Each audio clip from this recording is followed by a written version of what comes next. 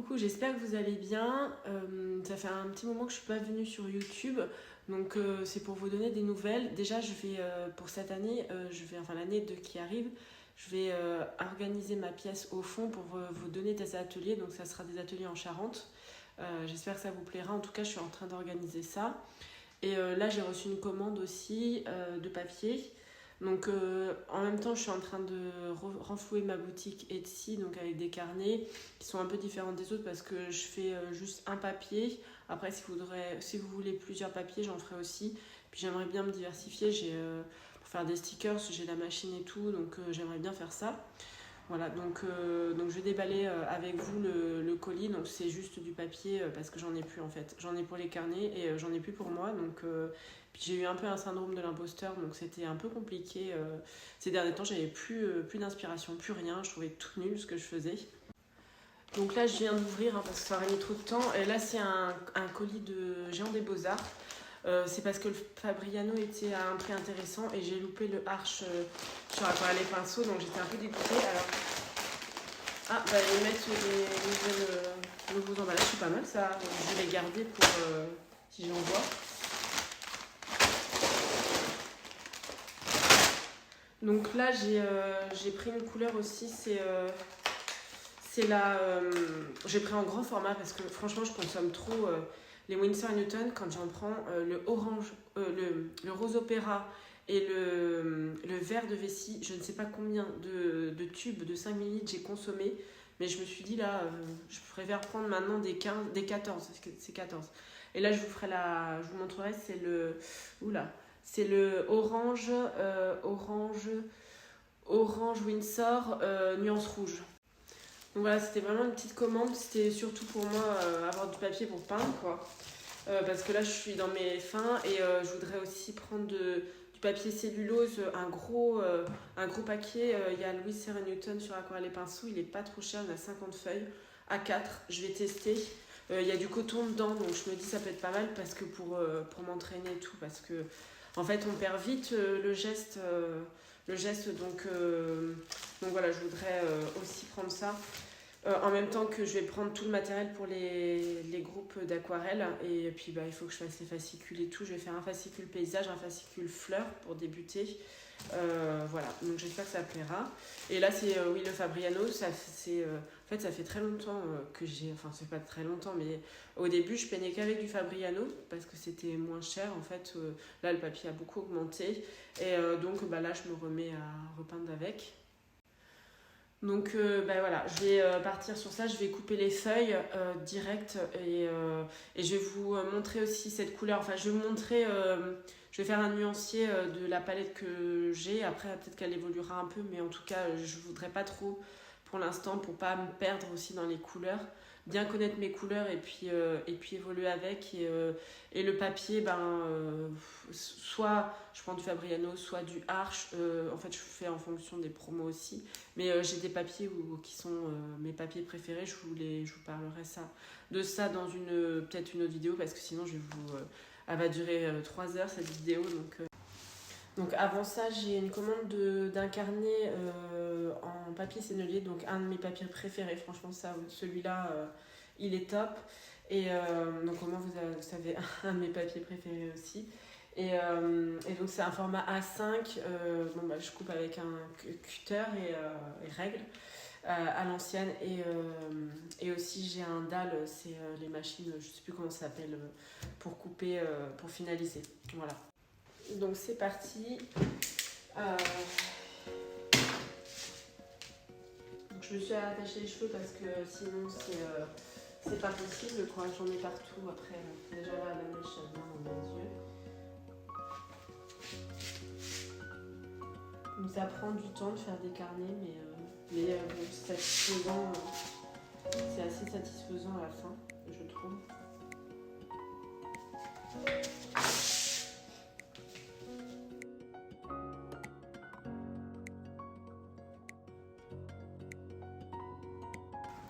Donc je viens de finir le carnet. Donc c'est un sennelier avec la devanture, c'est du papier japonais sur le site Klan, K-L-A-N.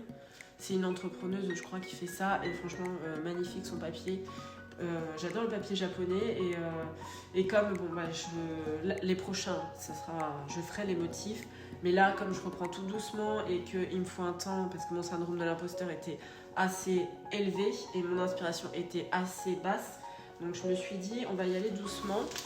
Voilà, donc à chaque fois je fais faire un papier cadeau différent, comme ça vous recevez des cadeaux, hein, c'est normal, vous faites des cadeaux et je trouve que ça fait plaisir. Et pour finir, je vais mettre un ruban parce que j'avais reçu un colis de l'eau bleue et j'avais trouvé ça super parce qu'on peut réutiliser au lieu de mettre quelque chose qu'on met à la poubelle direct. Là je trouve que c'est bien, donc voilà, j'ai pris j'adore le vert là en ce moment, donc vous voyez, donc, j'ai pris thème vert. Je pense que mon site aussi va bouger en vert céladon avec du rose pâle ou du mauve, enfin je verrai, mais en tout cas voilà, je change un petit peu tout. Et les cartes de remerciement, etc., je vais en faire parce que j'en faisais pas, parce que je me sentais pas légitime d'en avoir, je ne sais pas pourquoi. Donc il faut vraiment que je change ça. Donc je vais en faire dans la semaine et je vais les envoyer et puis que ça me corresponde, quoi. Donc voilà, des petites choses comme ça, tout doucement. Donc je viens de finir de faire les paquets cadeaux, donc j'en ai fait un comme ça, un peu style différent et celui-là simple. Et je vais les faire partir dans cette enveloppe en colissimo, comme ça au moins je sais qu'ils ne seront pas perdus et qu'ils arriveront vite. Et voilà. Donc je finis et après je vais couper mon papier Fabriano. Donc je viens de finir de couper les feuilles, donc voilà, ça me fait un bon paquet. Ça me fait 30 feuilles en 25,5 par 28 et j'ai coupé 5 feuilles de 56 par 76, vous voyez. Donc, et ce papier-là, Fabriano, si vous faites des fleurs normales, quoi, pas dans l'humide, vous ne mouillez pas votre feuille entièrement, vous pouvez travailler recto verso. Par contre, même pour les paysages, vous ne pourrez pas travailler verso parce que les paysages, souvent, c'est beaucoup, on travaille beaucoup dans l'humide. Enfin, ça dépend des paysages. Et là, vous ne pourrez pas. Mais ce papier-là, en tout cas, vous pouvez faire recto verso sur certains thèmes. Et c'est plutôt intéressant parce que du coup, ça fait 60 aquarelles que vous pouvez faire. Donc sur du papier coton, c'est pas mal. Et ça fait quand même un grand format. Donc voilà, je voulais vous dire, moi, c'est comme ça que je vais faire pour m'entraîner. Et puis peut-être que, comme je vous disais, là, le bloc de 50 feuilles de Winsor & Newton avec un peu de coton, je vais le tester. Donc voilà l'astuce pour le papier coton, vous pouvez faire recto verso, moi c'est ce que je faisais avant, donc pour m'entraîner c'était très bien parce que je peignais beaucoup et là j'ai eu un vide donc, de peinture, j'arrivais plus du tout, je trouvais, comme je vous disais, je trouvais tout nul ce que je faisais, donc c'était vraiment très frustrant quoi. Donc là je suis plus gentille avec moi, hein. Donc voilà, parce qu'en fait quand on va sur les réseaux sociaux on voit des choses magnifiques et tout, on se dit c'est nul ce que je fais, c'est nul, c'est tout le temps nul. Donc non, là j'ai arrêté un peu de penser comme ça, on fait ce qu'on peut. Et donc voilà, pour le papier aussi, je voulais tester le papier cellulose dont je vous avais parlé, le Winsor & Newton, et qui est pas très cher, donc, parce que en fait je vais l'utiliser dans mes ateliers s'il est bien. Donc faire travailler sur un papier cellulose avec un peu de coton, et ensuite un très bon papier coton. Et avec le pinceau qui va avec. Les couleurs, ça sera... Donc je vous disais pour les couleurs dans les ateliers, et même celles que j'utilise maintenant, j'utilisais avant, vous voyez, franchement, je sais pas combien de verres de vessie j'ai consommé. Mais là, maintenant, ça y est, c'est bon. Celui-là, je vais le prendre en 30... je crois que c'est 36 millilitres, un truc comme ça, parce que je le consomme, mais c'est impressionnant. Et le rose opéra, ça y est, j'en ai quasiment plus. Le bleu outre-mer, n'en parlons pas, ouais. Donc ce sera ces couleurs-là qu'il y aura dans les ateliers. Les mêmes couleurs, en fait. Ma palette de couleurs. Après, à moins que les personnes veuillent amener leur palette, ce qui est tout à fait possible. Et les pinceaux, je pense que ce sera des Tintoretto, malgré que j'adore les Princeton Heritage. Mais pour commencer, on va partir sur les pinceaux très bonne qualité, mais beaucoup moins en niveau du coût. Ils sont beaucoup moins élevés pour moi pour démarrer les ateliers. Et après, je changerai au fur et à mesure. J'avais pris un livre à la bibliothèque, c'est celui-ci, mais franchement, je ne vous le conseille pas parce que c'est en fait, on retrouve des fleurs, mais dans les mêmes couleurs, il n'y a pas vraiment... Vous voyez encore, bon, si on peut faire trouver quelque chose de sympa ici, mais Mais j'ai un peu de mal, vous voyez, c'est que des fleurs, une fleur à chaque fois. Bon, il y a ça, c'est sympa, mais je sais pas, j'arrive pas à trouver l'inspiration là-dedans. Donc là, j'en ai commandé d'autres. J'ai commandé des livres en anglais. Donc je vais voir ce que ça donne. Bon, c'est pas forcément parce que c'est en anglais, mais c'est que c'est des vieux livres et tout. J'aime bien chercher l'inspiration dans les livres aussi. Parce qu'en fait, au final, ce que disait Blanche de l'eau bleue, c'est qu'au final, sur Pinterest, on tourne toujours sur la même chose. Et effectivement, on tourne toujours sur la même chose. Donc, aussi, ce que je fais, je cherche sur, sur Google, carrément, les images. Comme ça, on sort de Pinterest et il y a des trucs sympas qui peuvent ressortir.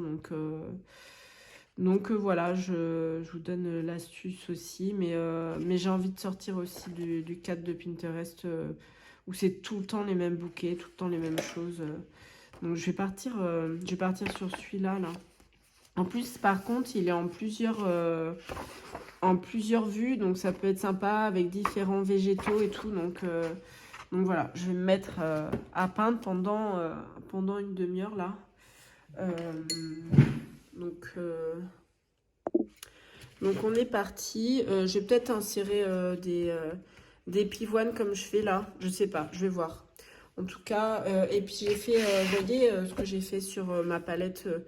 En fait, j'ai pas de rose permanent. Et je m'étais dit comment je peux faire du rose permanent avec du rose opéra. Et au final, je suis arrivée en désaturant le rose opéra à d'autres couleurs de rose, alors que bon, bah, j'ai une palette assez limitée. Et bah, je m'en sors et je sors du rose permanent aussi qui était... Le rose permanent de Winsor & Newton est très beau. Franchement, c'est une très belle couleur.